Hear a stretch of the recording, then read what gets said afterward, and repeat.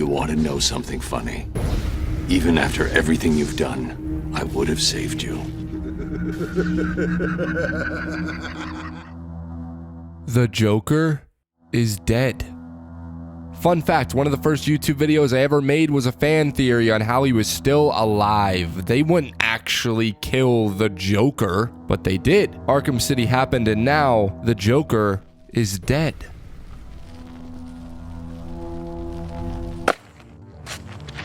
Arkham Knight gets a lot of shit, some of it well-deserved, some of it not so much. The Batmobile should be treated like a gadget, not a nuisance. You shouldn't be so tied to it and tired of it. People wanted to drive it, that's all they wanted to do. They wanted the option of driving it because you're Batman and Batman drives the fucking Batmobile. You should not be shooting a Vulcan cannon in a Batman game. The titular villain, the Arkham Knight, was so clearly Jason Todd, and that's kind of annoying. Or is it? I've been thinking about how incredibly well Arkham Knight fits in with Arkham Origins. You could take the other two games, everyone's favorite games, out and you would still have a pretty perfect beginning and an end. Arkham Knight really ended this Batman story, and it's kind of perfect. It's almost perfect. Kind of like a Spider-Man 3 type situation. Arkham Knight's an almost perfect finale to this definitive Batman series. Now, I'm about to break down exactly why I think that. But first, a word from our sponsor. Trade Coffee. Trade Coffee partners with 50 of the nation's best roasters and features over 400 different types of ethically sourced coffee. That's a hell of a lot of choices, so they create a quiz that allows you to find the best cup of coffee for your taste and brewing needs. I took the quiz earlier and Trade sent me my perfect match called the Chronic Super Dank.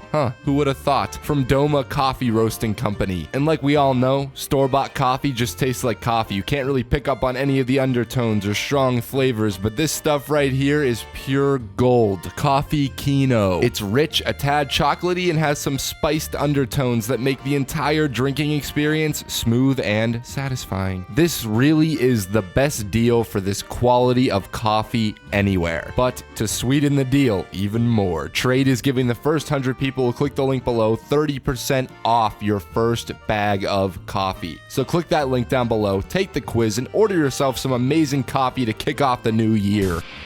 The Joker is dead, and Batman hasn't been the same since. This is told to us, but also shown to us. Bruce's actions, Kevin Conroy's delivery, and Batman's entire attitude is much colder than in Asylum and City. There's something off in the way he is interacting with everyone, his villains, his allies, and his family. He even built this war machine. Gotham has been mostly evacuated. Scarecrow plans to tear Batman apart piece by piece, and this new Arkham Knight guy is screaming at his father, begging his father for attention, but Bruce remains mostly unfazed. Like there's something he is hiding from everyone, even from us. We rush to Ace Chemicals to stop Scarecrow. We've seen this before and we've played this before. We know Bruce will stop him. The music builds, but we're smarter than that. We know we are the Batman, and Batman will get these neutralizing agents into these slots and save the day, because Batman always saves the day. Miss me? The Joker is dead, and now Batman is becoming the Joker. Batman Arkham Knight is about a lot of things. If Arkham Origins was about Bruce learning to be a man, a human, learning to accept help, accept love, and accept family, then Arkham Knight is about the consequences of having that love, having his Bat family. If the entire Arkham franchise up until this point was about the twisted, abusive, weird relationship between Batman and the Joker, then Arkham Knight is about the even more twisted, even more abusive, and even fucking weirder breakup. What I absolutely love about this game is its antagonist, a villain who can truly get into Batman's head, deconstruct him piece by piece, and even destroy him. And I'm not talking about Scarecrow, I'm not talking about our boy Jason, I'm not talking about the army of drones, Jesus H. Christ. All those physical, tangible threats are used to show us the real villain. The villain of Arkham Knight is us. It's Batman. It's Bruce Wayne. As soon as I got to that moment, deep in the heart of Ace Chemicals where the Joker was born and now where he is born again, I knew I was in for something special. I wasn't annoyed about the Joker being back. Like I said earlier, I expected him to be secretly alive this entire time, but instead I was captivated by the original and compelling idea to make the Joker Bruce's Tyler Durden. There is no physical threat that can stop Batman. We know this. We played 3 games where we annihilate everyone that stands in our way. So Arkham Knight can go bigger and louder and wilder as any great game sequel does, but its wisest play for me by far is taking the unstoppable, incorruptible Batman and shifting the battleground of his final stand. Not just to the heart of Gotham City, but to his mind. You know what? It'd be wrong if this video didn't cover that Gotham, that final battlefield, so I'm going to hand the mic off to the perfect man for the job. Boy, oh boy, have I wanted to talk about this game for a long time. Hi, Bailey from Loverboy here, you know, the guy who literally loves everything. Actually, you probably don't know me, but yes, Batman Arkham Knight. Hey, look, we need to take a moment to just kind of champion what Arkham developer Rocksteady did here with this game, because yes, there's a lot of tank stuff and Batmobile challenges, and for sure, that's not everyone's cup of tea, but I think the team that brought us this game performed a total miracle of design heroics that go almost totally unsung, so it's time someone stood up to sing them.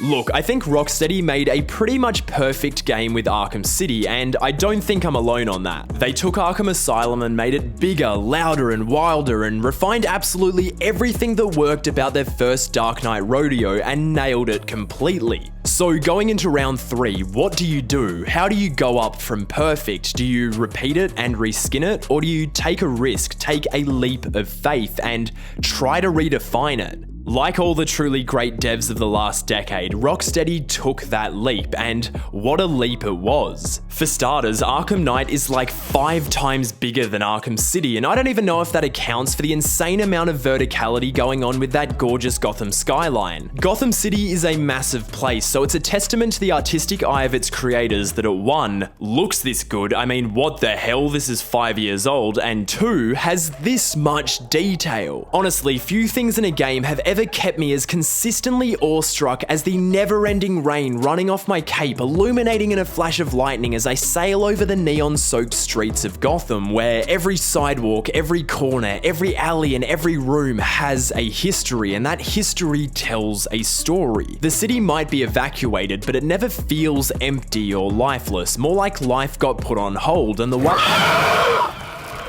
surprise, mother.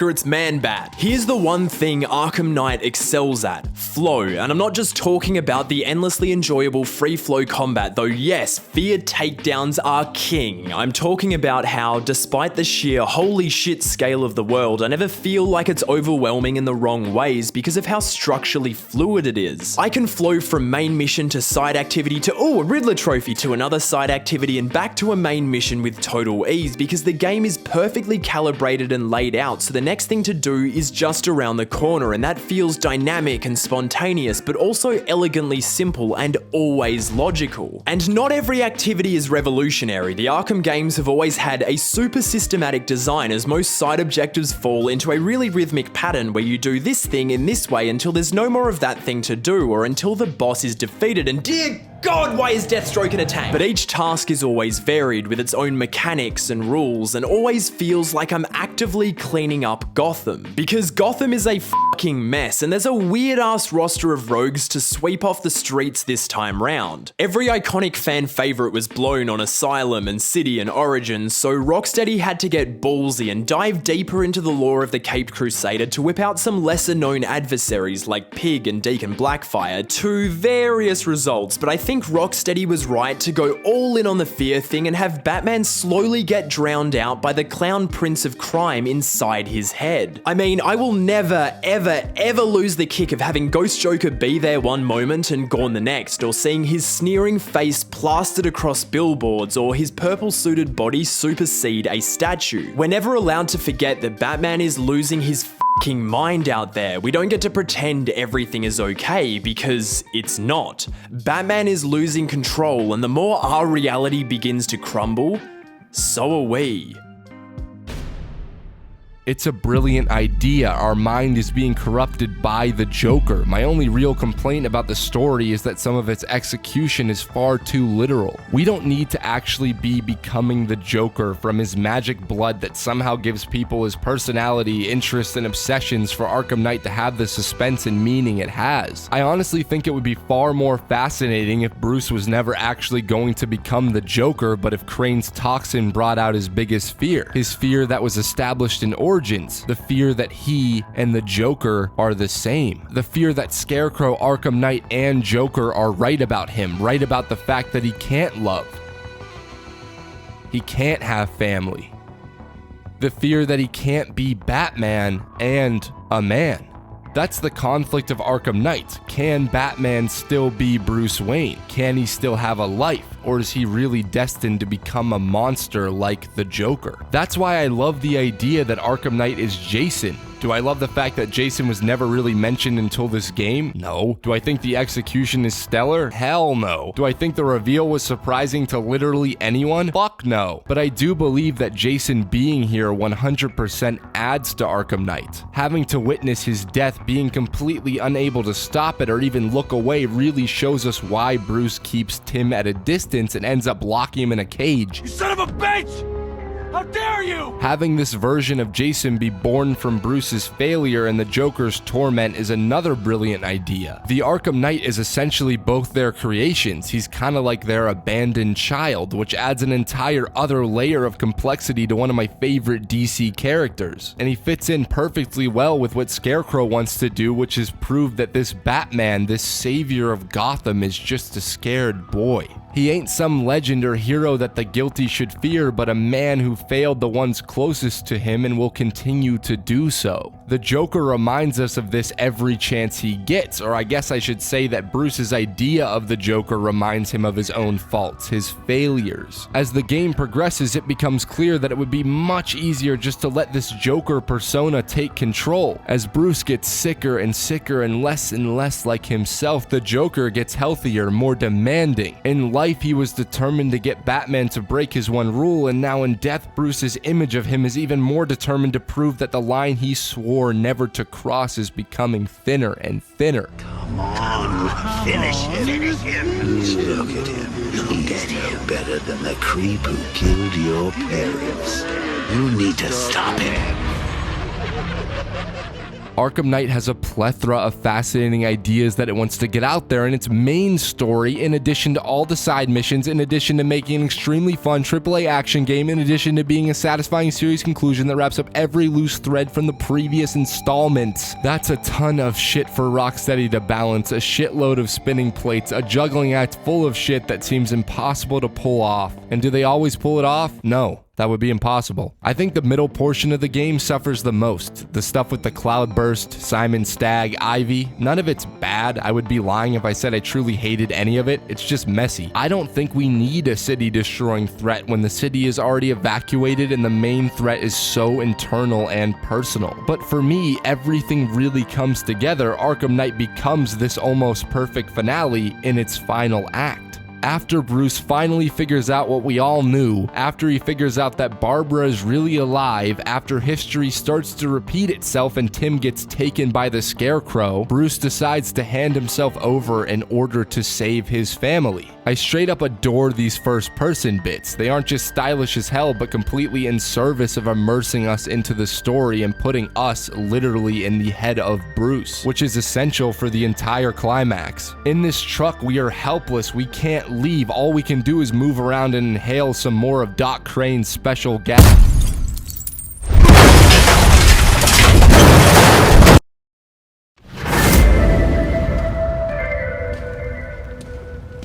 Each Arkham game has taken us and shown us the birthplace of Batman. We know we have to pay our respects because we are Batman, and Batman is a scared boy kneeled over the lifeless bodies of his parents. Such a happy couple. Shame about the kid, though. Poor little Brucey never quite got over it now, did he? By now in Arkham Knight, we are so sick of the Joker taunting us, promising us that he's going to destroy the city we love. We are so freaking sick of being tricked by him again and again, beating on him, fully aware that he isn't really there again and again. And now he's mocking the people we loved most. So we fight, this time more brutal, more careless. We fight until we have our hands around his neck. You know you want to. And he's right. We do. And we did. We are Batman, and now Batman has crossed that line. Yes, it was just in his head, our head, but we still failed. We broke our vow and promise. The Joker is dead, but he beat Batman. How cool is it that we end the Arkham franchise where it all began? I remember gripping the controller, palms sweaty. I had no idea how this was going to go down. I prayed it wasn't another underwhelming boss battle with some giant creature. After all, this was the end. Which is weird because with superhero stuff, you know that it's never really going to end. There will never really be any life-altering events, and if there are, they will be undone by the end of the story.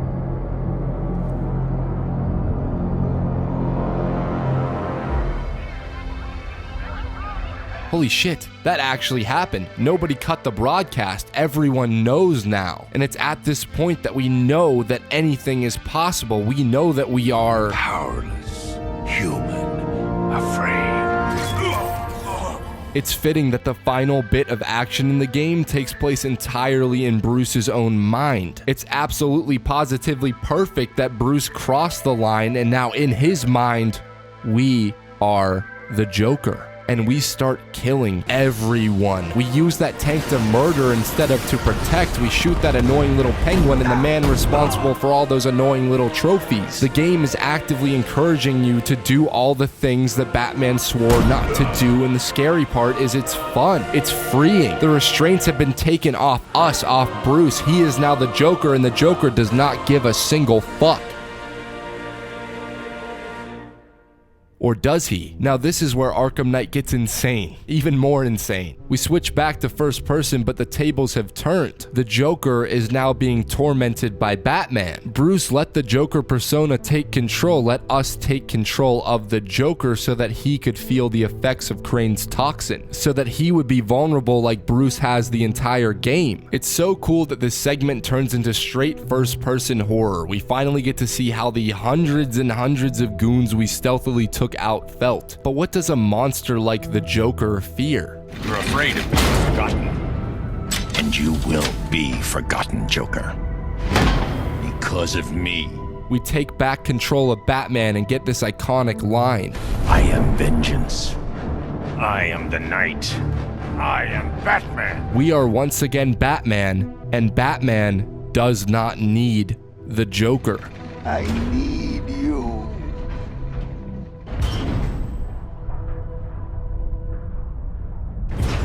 But you know what's even crazier than all of that? Scarecrow wins. Bruce may have beaten the Joker, locked him away in his own mind forever, but he could not stop Scarecrow. The world has seen that Batman is just a billionaire rich boy, a man that has a family. But he's still just a man, and criminals don't fear a man. So, he gives it up. Look after him, Jim. Look after them all. He gives it all up, not only to protect the family he never thought he could have, but because Gotham needs a Batman. It always will. But Bruce can no longer be the Batman he was. Gotham needs something more, something worse to defend her. She needs a new myth. A legend more powerful than I can be right now. A legend that can only rise from the ashes of the Batman. And Bruce has to become that. He has to give up everything in order to be the hero his city needs. It's a completely tragic end to the Arkham franchise, an ending that's perfectly fitting of the Batman legend. Bruce's family gets to live, they get to love, but Bruce no longer has the luxury of that. He is no longer Bruce. Arkham Knight isn't about how the Batman died, it's about how Bruce Wayne died. Bruce Wayne is dead. Bruce Wayne is dead so that no child ever has to witness what he witnessed. No child in Gotham will ever have to feel the pain he feels every day. Bruce Wayne is dead so that a terrifying creature of the night can live. The Joker is dead. Bruce Wayne is dead, but Batman lives on because Gotham will always need Batman. And we are Batman.